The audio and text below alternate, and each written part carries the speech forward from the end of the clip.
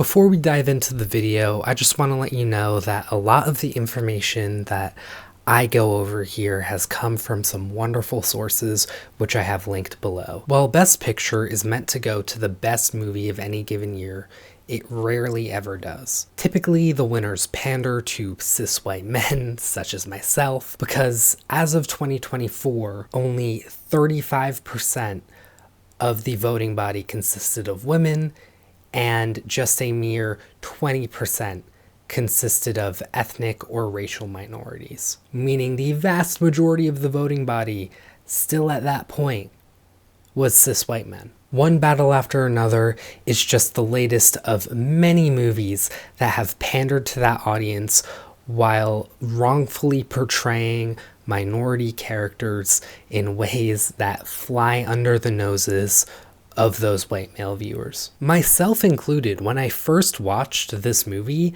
I gave it a 5 out of 5. I claimed it was a masterpiece. I said how much I loved it.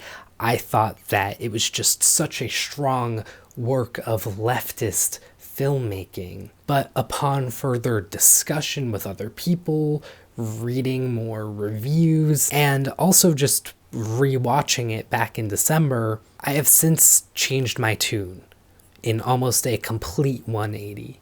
At its core, the problem with One Battle After Another is how it demonizes, fetishizes, and objectifies Black women while elevating an incompetent white savior who only gets by with help from people of color. The first half hour of the film revolves around Tiana Taylor's Perfidia Beverly Hills, who is based on real-life Black revolutionary Assata Shakur. In the 70s, Shakur was a big deal to law enforcement. She was built up as the mother hen and leader of the Black liberation movement, causing a nationwide manhunt for her arrest. Later, this was revealed to have been false. Police admitted that they just built up this myth to demonize her because she was educated, young, and pretty. When she was finally arrested, she was falsely accused of using a gun to injure one cop and murder another. Although she testified that her shooting arm was injured when both cops were shot,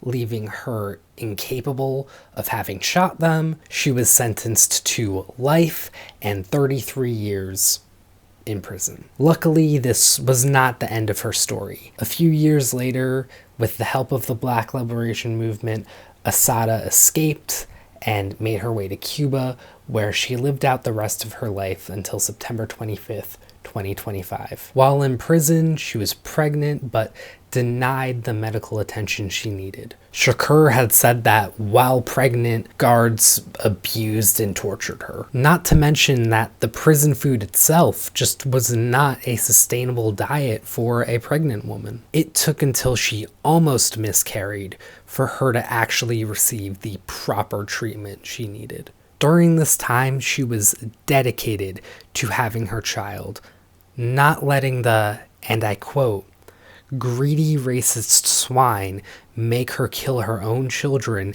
in her mind before they were even born. Assata was a victim to the United States criminal justice system, unshakably loyal to her comrades in the Black liberation movement, and named her child Kekoya Amaya Alugbala Shakur, meaning hope for the future. I tell you all this to emphasize that this is the woman PTA based Perfidia on, despite them being exact opposites. Perfidia is portrayed as reckless, needlessly horny, and unredeemably selfish. In Spanish, her name means deception, betrayal, infidelity, perjury, and disloyalty. It is viewed with extremely evil connotations. In this movie, her character is driven by the thrill of violence and sex. Once she gives birth to Willa, she soon abandons her and Bob, claiming that the revolution is more important.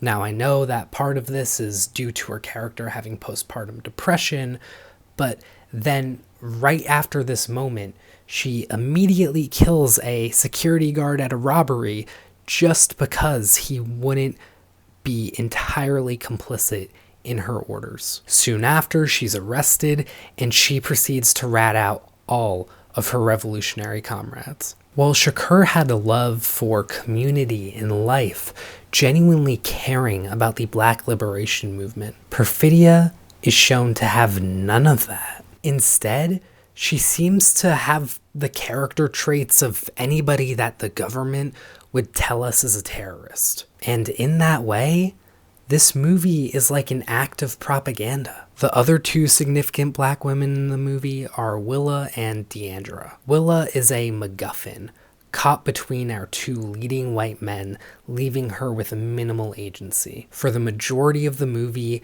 her main character traits are just being rebellious and not really listening. Towards the end of the movie, she escapes military captivity, and it's like, whoa, finally, she might have some agency, but is immediately sucked into this car chase with Bob and some white supremacist assassin. Deandra is just a plot device.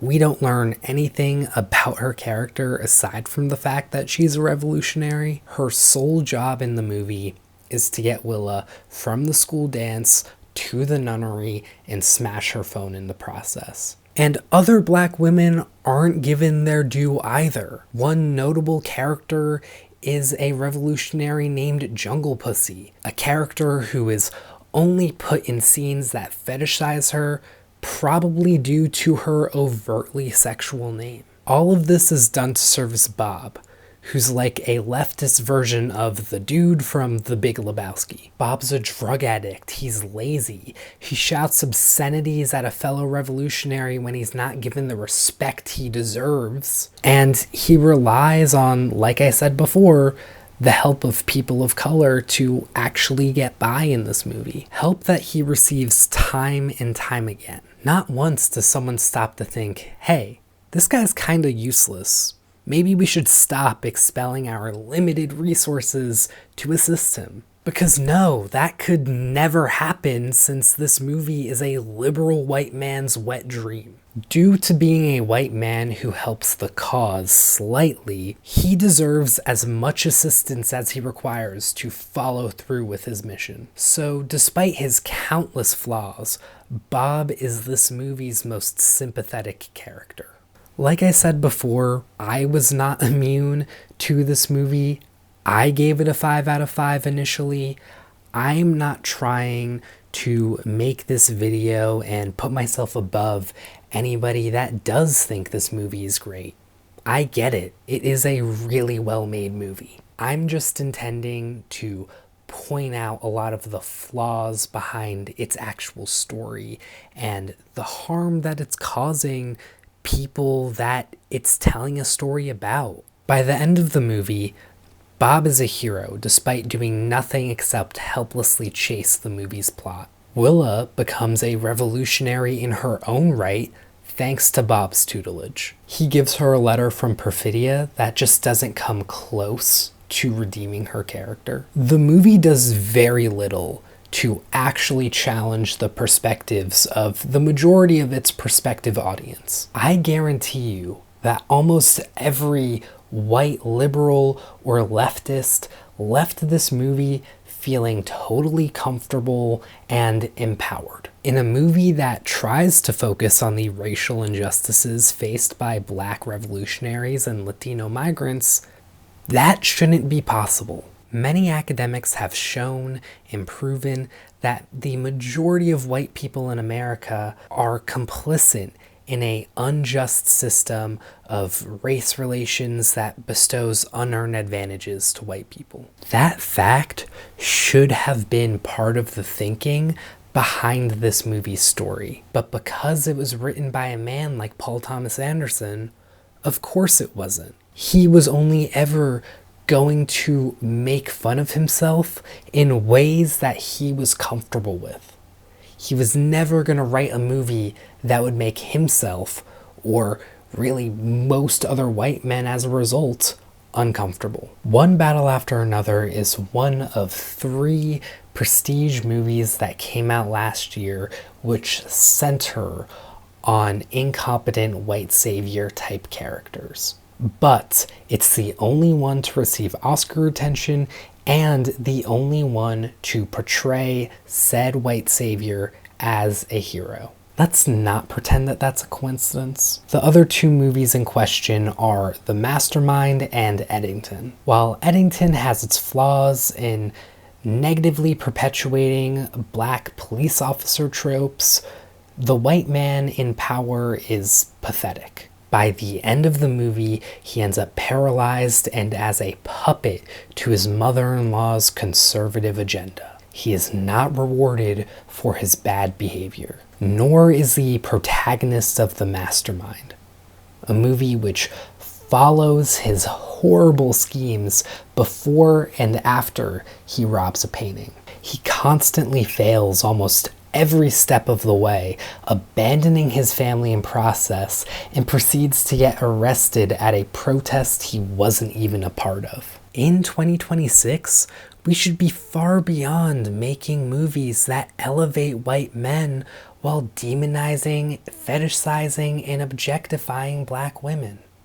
Or any other people group for that matter. It's possible to make movies that center on white savior characters while not entirely sympathizing with them. You just have to be willing to make white men uncomfortable as a result. So there you have it.